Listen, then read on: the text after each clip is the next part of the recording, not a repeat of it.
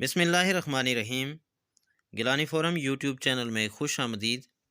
آج کی یہ ویڈیو حضور رسالت مآب صلی اللہ علیہ وآلہ وسلم کے جان نثار ساتھی حضرت عبد الرحمن بن عوف کی مبارک زندگی اور آپ کے پاس کتنی دولت و جائیداد تھی اس حوالے سے پیش کی جا رہی ہے۔ حضرت عبد الرحمن بن عوف کی جب وفات ہوئی تو ترکے میں صرف کرنسی کی مد میں 3 ارب 20 کروڑ 10 لاکھ دینار چھوڑے تھے۔ سامعین، ایک دینار گول سونے کا کچھ باری سا سکہ ہوتا تھا جو کہ 4.5 ماشے کے برابر تھا، اور اس وقت ایک ماشا یعنی آج کے پاکستانی 6 یا 7 ہزار روپے کا ہے۔ 1000 گھوڑے، 1000 اونٹ اور 10,000 بکرے بکریاں اور مویشی اس کے علاوہ تھے۔ مدینے اور اس کے اطراف میں بے شمار زمینیں تھیں، جبکہ آپ کی جائیداد میں سونے کی سلیں تک موجود تھیں۔ وفات کے بعد ان سلوں کو کلہاڑوں سے کاٹا گیا۔ مزدوروں نے صبح کاٹنا شروع کیا تو شام ہو گئی اور مزدوروں کے ہاتھ تک سوج گئے۔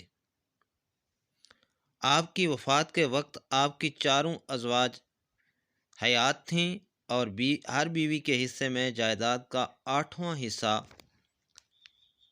آتا ہے۔ آپ کی ایک ایک بیوی کے حصے میں کرنسی کی صورت میں 4 لاکھ دینار یعنی 400 ملین درہم آئے۔ یہ حضرت عبد الرحمن بن عوف تھے جن کو نہ صرف بدری صحابی ہونے کا اعزاز حاصل ہے، بلکہ یہ ان 10 صحابہ میں موجود ہیں جن کو رسول اللہ صلی اللہ علیہ وآلہ وسلم نے دنیا میں ہی نام لے کر جنت کی بشارت دی تھی۔ تجارت ہی کیا کرتے تھے۔ حضرت عثمان کے بہترین دوستوں میں شامل تھے۔ جب ہجرت کر کے مدینہ آئے تو بالکل مفقود الحال ہو چکے تھے۔ اللہ کے رسول نے ان کی مواخات بھی ایک انصاری صحابی سے کروا دی۔ آپ نے ان انصاری صحابی سے صرف 2 سوال کیے: نمبر 1 بازار کہاں ہے، نمبر 2 کون سے کاروبار کی مارکیٹ میں سب سے زیادہ ڈیمانڈ ہے۔ اس کے بعد حضرت عبد الرحمن بن عوف نے جانوروں کے گلوں میں باندھنے والی گھنٹیوں کا کام شروع کر دیا، اور دیکھتے ہی دیکھتے کچھ عرصے میں مارکیٹ سے یہودیوں کی اجارہ داری اور قبضہ ختم کروا دیا۔ اللہ کے رسول نے مدینے میں جو مارکیٹ قائم کی تھی، آپ وہاں کے چھوٹے تاجروں کو کم منافع اور بلا سود مال بھی سپلائی کرتے تھے۔ سامعین، حضرت عبد الرحمن بن عوف جو کماتے اس کے 2 حصے کر دیتے۔ ایک دفعہ 8,000 دینار کمائے تو 4,000 اللہ کے نبی کی خدمت میں پیش کر دیے۔ آپ نے پوچھا گھر پر کیا چھوڑا ہے؟ فرمایا اتنا ہی ہے جتنا لے کر آیا ہوں۔ آپ نے دعا فرمائی، اے اللہ، عبد الرحمن جو رحمان کا تاجر ہے، اس کے دونوں مالوں میں جو یہاں لے کر آیا ہے اور جو گھر پر چھوڑ کر آیا ہے، اس میں برکت عطا فرما۔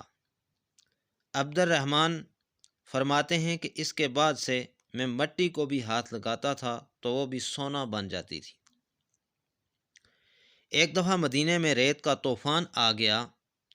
لوگ حیران پریشان گھروں سے باہر نکل آئے۔ ام المومنین حضرت عائشہ بھی دروازے پر آ گئیں اور پوچھا یہ طوفان کیسا ہے؟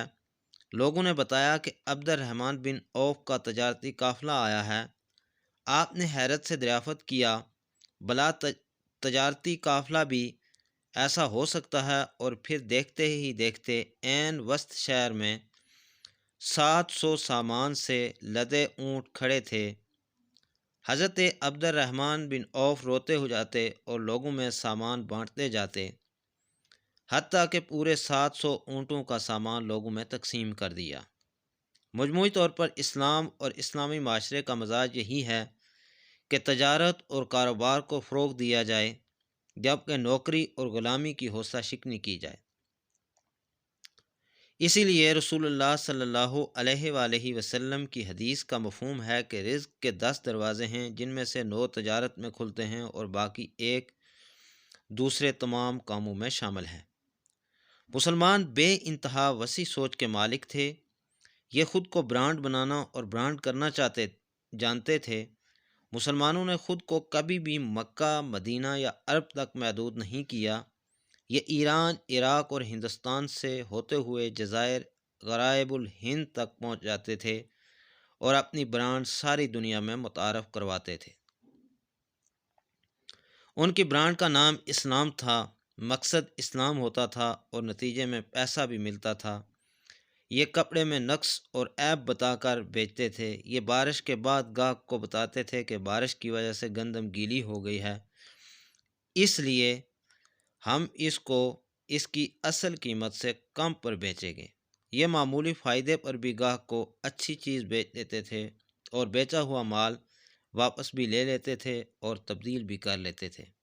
یہ تھے حضور رسالت مآب صلی اللہ علیہ وآلہ وسلم کے پیارے صحابی، جن کا شمار عشرہ مبشرہ میں بھی ہوتا ہے، اور ہم ان کی اس بہترین زندگی سے سخاوت، دوسروں کا خیال رکھنا اور اللہ کی بارگاہ میں فیاضی کی مثالیں بھی ان کی زندگی سے ملتی ہیں۔